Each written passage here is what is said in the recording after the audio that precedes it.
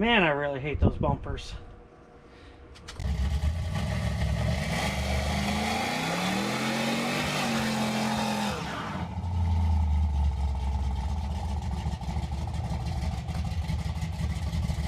Hey there friends, welcome to another episode of Forsaken Classics.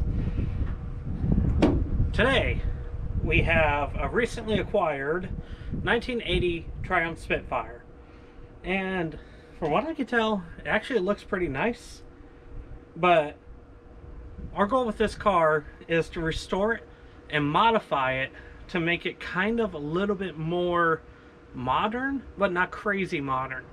So the first thing we need to do though is see what the heck I bought.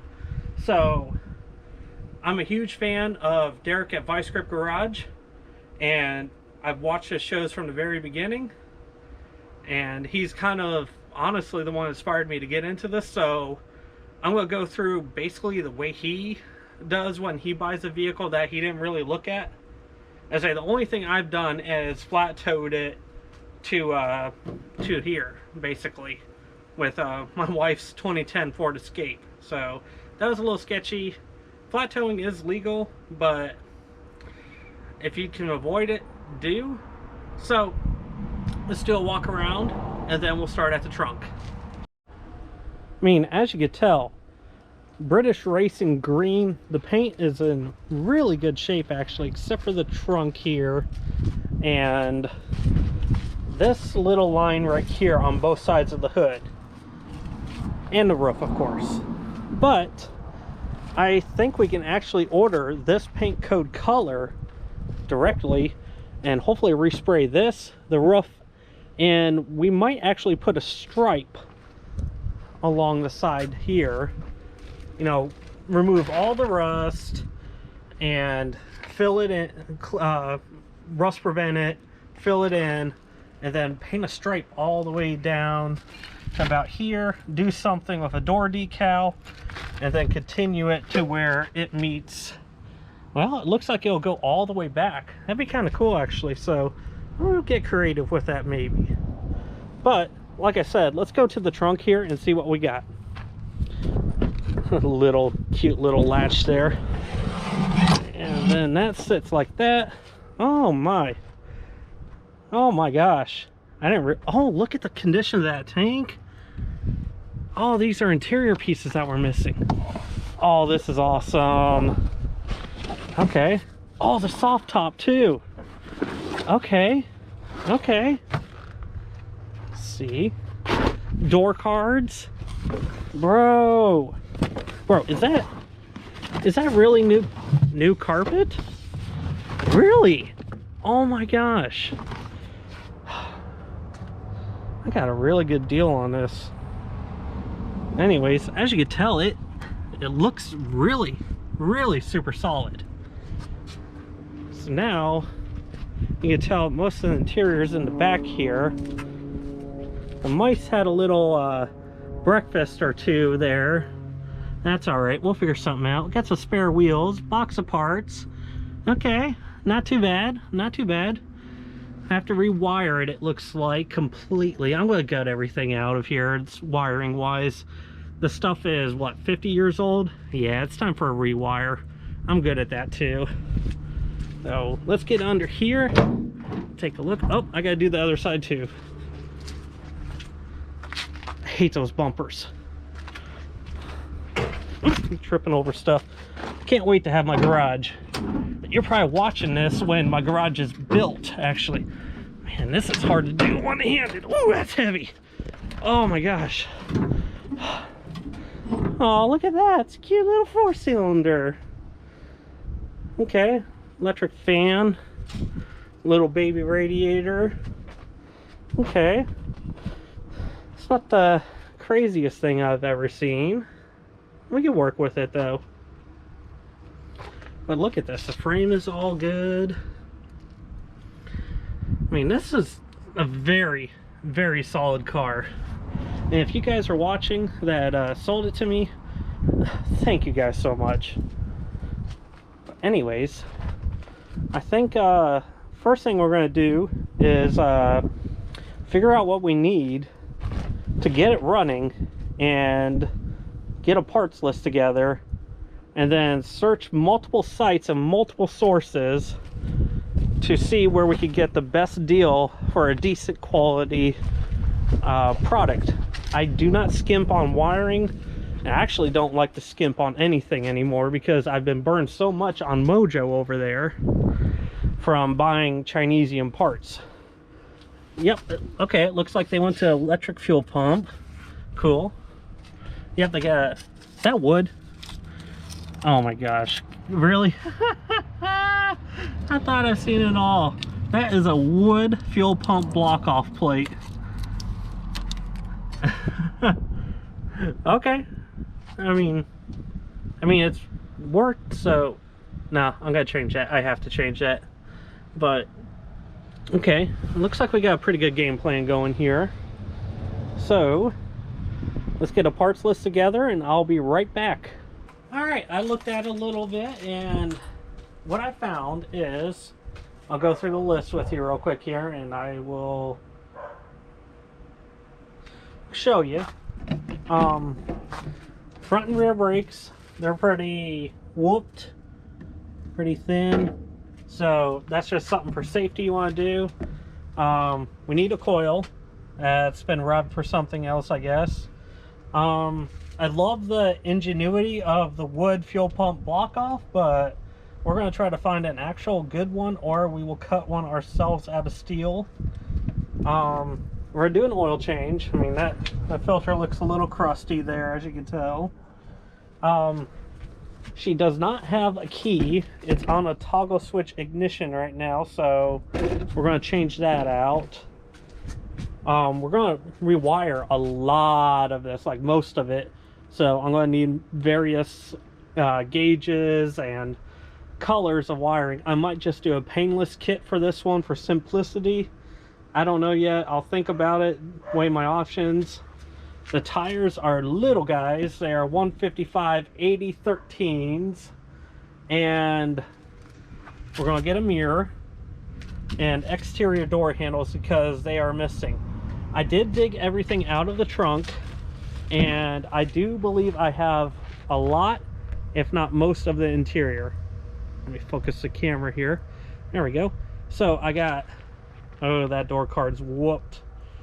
Oh, I did not notice that right away.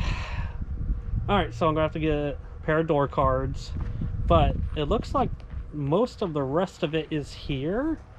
I might be able to clean this carpet. If not, new carpet.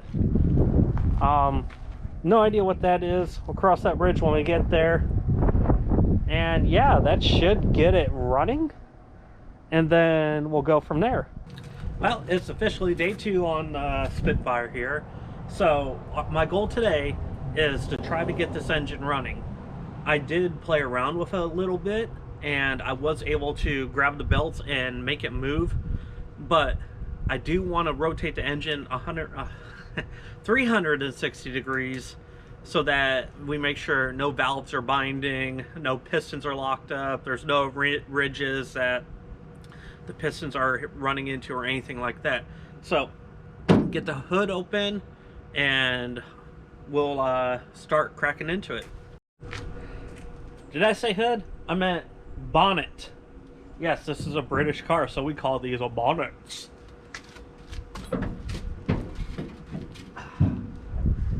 These are a pain in the butt to get open. Ugh. That's why they say German and American engineering is good, not British. Ugh.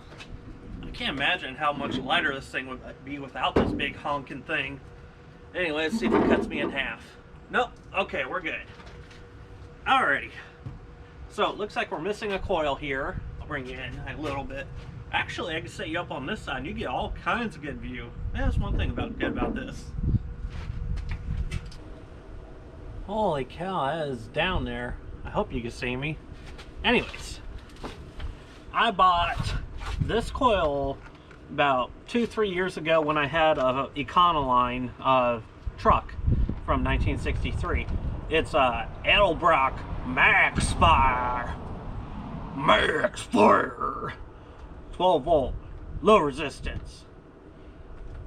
Anyways, it should do what we need it to do. Let's slap her in. Max fire. There we go. Now it's a hot rod. Alright, so I did pop the cap here, the ignition, and the previous owner was so nice and put Petronix ignition in it. Petronix ignition has everything built into it, so it's nice, easiest ignition system you can put on a vehicle. The only downside is there is less tunability than like a 6AL from MSD or something like that, but this should do just fine for this. I mean, we're not trying to do quarter miles with this 40 horsepower British monster here. So let's get the coil hooked up. Get the coil hooked up. Get the coil hooked up. Like that. Looks like we have the positive side here. A nice little bridge of stuff here. Now we don't need that. Come on. We only need this one. And we're going to tap this directly to the battery with a little, uh-oh, missing a nut. The coil, great. I should be able to find that. But we're going to hook this to the positive side because red is positive. And actually, oh yeah, that's what I was going to say. When you power a coil, you actually power the coil constantly. The ground is what does the switching. So we're going to run a hot wire to the coil, and then we're just going to run this wire right here to the negative. And what the Petronix actually does is it senses when the rotor is spinning and it tells it to fire. It sends a signal through the ground to the coil to discharge it and create a spark, and then it goes wherever it needs to go. So let's get this cranked down, and I'll be right back once I get it wired up. And bam, got a battery. Went and found one. This is the old one out of my Mustang. Well, couldn't start it, but this thing seems a little bit smaller, so it might do the job here. All right, so now comes the problem also of we have two black cables. Why do people do this? I don't know. Anyways, I'm guessing this one's ground because it's going to the block, and this one's positive. So anyways, let's hit that on there. That's pretty close. Let's see, any sparkles? Touch it. Dang it. Good enough. Right there. That's good enough. Get on there. That's how you know you got good contact, when you have to smack it on there. So, all right. Let's jump this. Well, let's bar over the motor first and see if it actually goes without binding.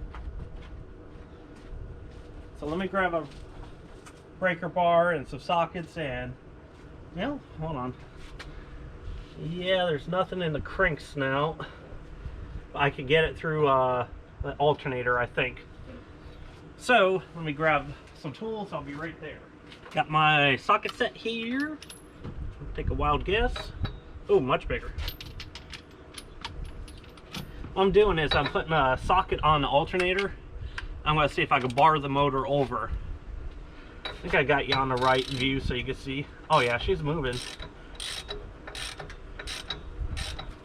And she's in gear. Ooh, better take her out of gear before we try to start it. It's in reverse, that's cool.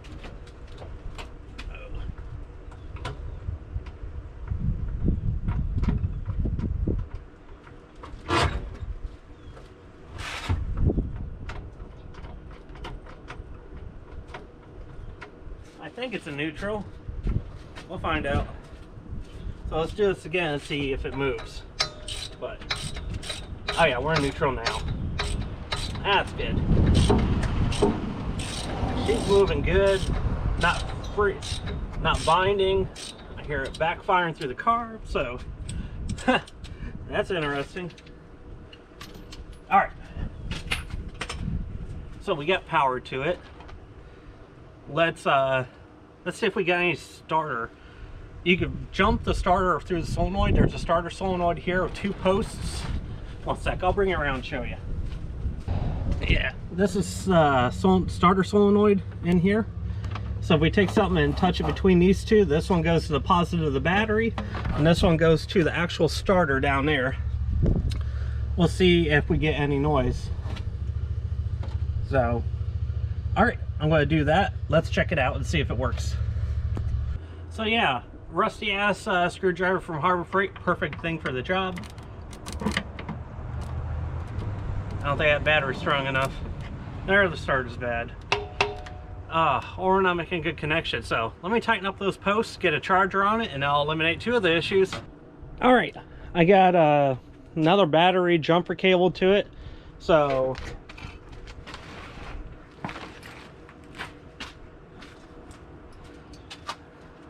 let's see what happens when I jump these terminals. Hey, we got a starter.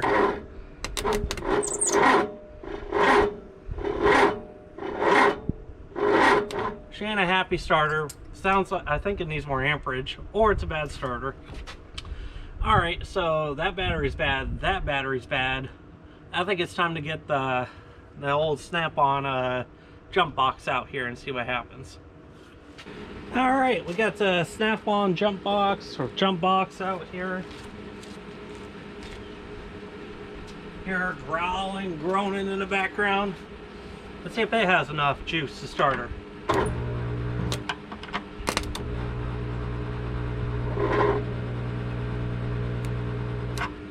Huh. Boy, she ain't happy. Maybe it is a starter. Wake up! Wake up! Let's try it again.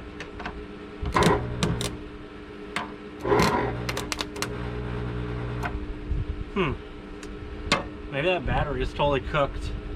I don't know. We'll boil it for a couple minutes, see what happens. Am I even going the right way? Is that ground? Yeah, that's ground. That's positive. Alright. Alright. I hope the starter's good. I really don't want to buy a starter for this. How much are starters for this? Looks like they have an updated version and the original version. Gear reduction starter for Triumph Spitfire, 130 bucks. Woo!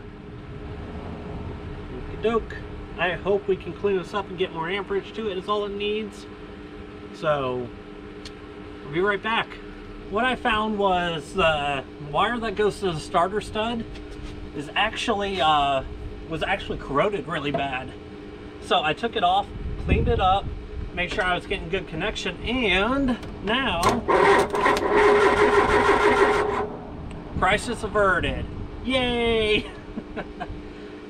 So, you know, that brings up a good point here. When do the electrical diag before you just throw parts at it, because you might think you need a $150 starter, when all reality what you did is you took the wire off of the starter and put it on the new nice clean terminal and were able to actually get conduction. So just a little tip there, take your time, clean shit stuff, that's my one per episode, up and see what happens. So now we got that, let's put some fuel inside the carburetor. I got some 2-stroke oil mix gas that we're going to do, because we don't want to have it literally just dry everything up top here and then something get locked up and bind. So the little bit of oil, I mean, I've been told it helps, but I'm not 100% sure, but what does it hurt? So that's what we're going to do. Get a ketchup bottle, squeeze a little bit in the draft here, hook up the coil and see if we can make her bark off a little noise. Got our quote-unquote coil wire. She's hooked up. Put a little fuel down the carburetor. That should be good. Let's see if she makes some noise.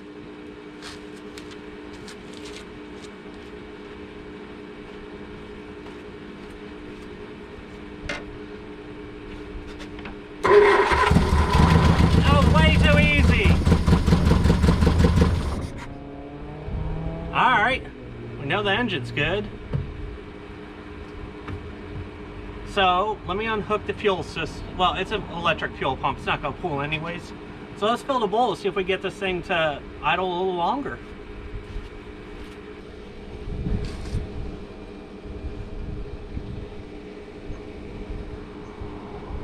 Hey, that's a fuel bowl.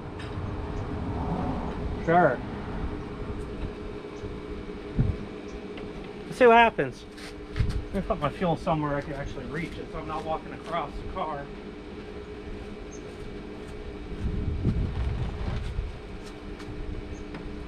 Do it again.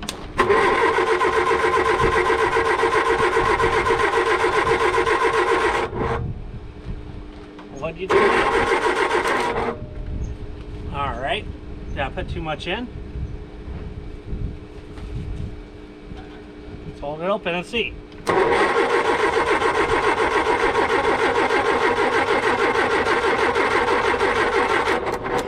Probably not getting spark now for some reason. Let's see. Yeah, I don't think we got a consistent spark. There we go. Now let's see.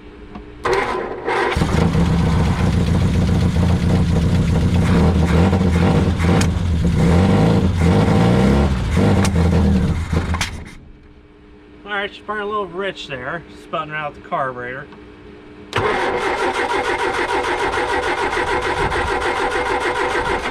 We lose spark again?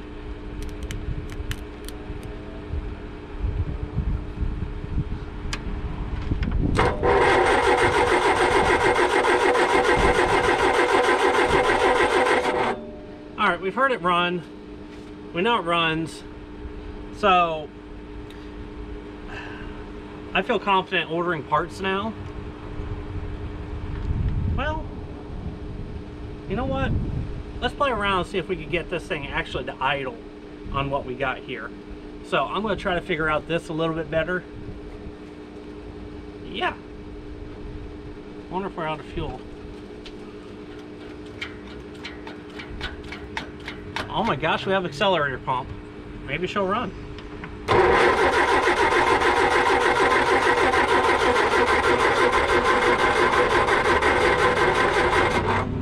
Okay, that battery is not good.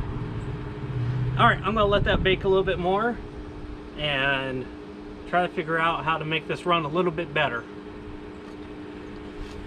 A little bit of time has passed. I was able to drain the old tank out and get the old fuel out of it. I ran some new line on this part and I put a brand new Wix 33002 filter on it. That's kind of a universal 5/16 line fuel filter. Alrighty, so we did have it running. I did check it. Let me restart it and then I'll run in and check and see if it has oil pressure. There is an oil pressure gauge in it.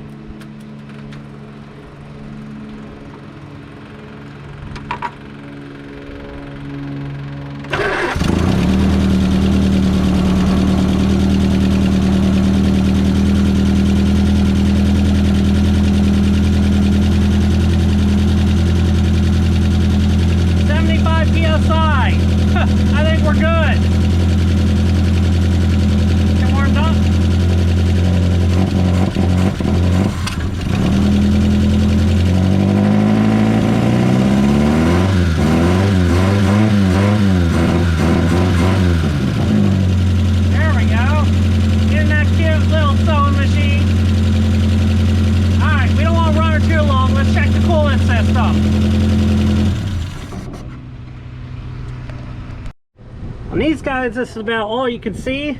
That's where you fill it and all. So let's put some water in it and see if it holds. Let me go get the garden hose. I'll be right back. Now, a few of you boys out there, girls, might be losing their minds right now, me using garden hose to fill this up. But, here's the thing. This is only temporary. I'm doing this to flush it out. I'm going to open it up and recycle the first round because there still might be a little antifreeze in it. But I'm going to do it 2-3 more times to make sure everything's cleaned out of the block and out of the radiator. You know, get it all nice and cleaned out for the next owner. Yeah, I might keep it a little. It's kind of cute. I don't know.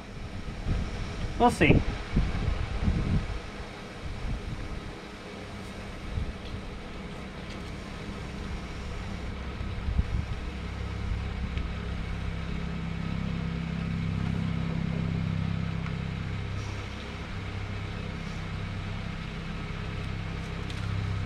Alright, now that we're full again, let's start her up and see if it cycles the water.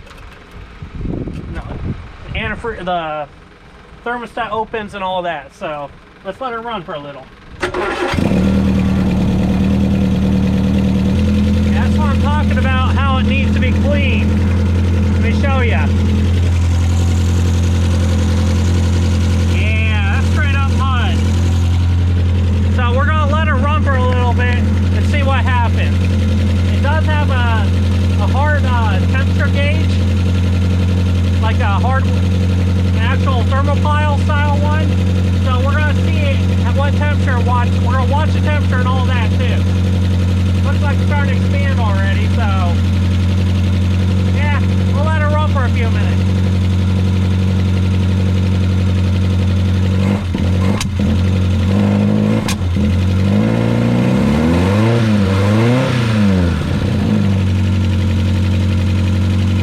The cool thing about this is, now that it does run, I can actually move it around, hopefully. So, I did flat toe this, so I know the brakes do work. I was able to get the clutch freed up. So, all I really want is a kill switch in case something does go wrong, that I can shut it off from inside the cab. So, I'm going to run a couple wires into the dash, put it on a simple switch, click, click, and then we're gonna try to put this around the yard a little bit. Okay folks, I used some of the existing wiring just to drive it around, see if it, you know, transmission works, all that crap. So what I did is I found this old speaker wire.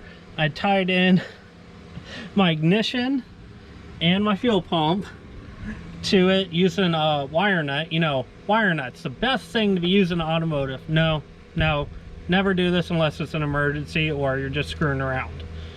And I did the same thing over with the positive cable. I know it's black, it's supposed to be the other color, but you know, whatever.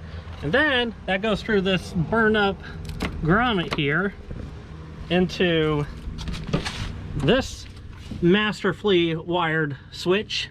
You click and you can hear it pumping, hopefully. And then to start it, we're just gonna cross the wires and cross our fingers. So yeah, wish me luck. Alrighty, ignition's on. Wish me luck, guys. Where's my screwdriver? Really?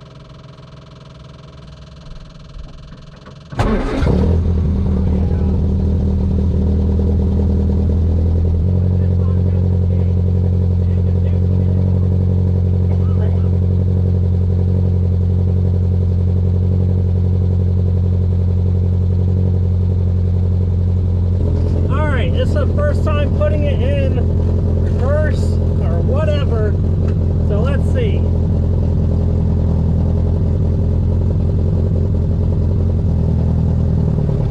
That's forward. That's forward. That's forward. That's forward. How do I get this in reverse?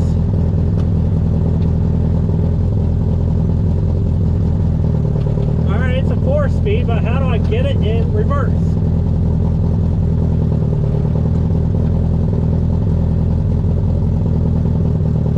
Alright.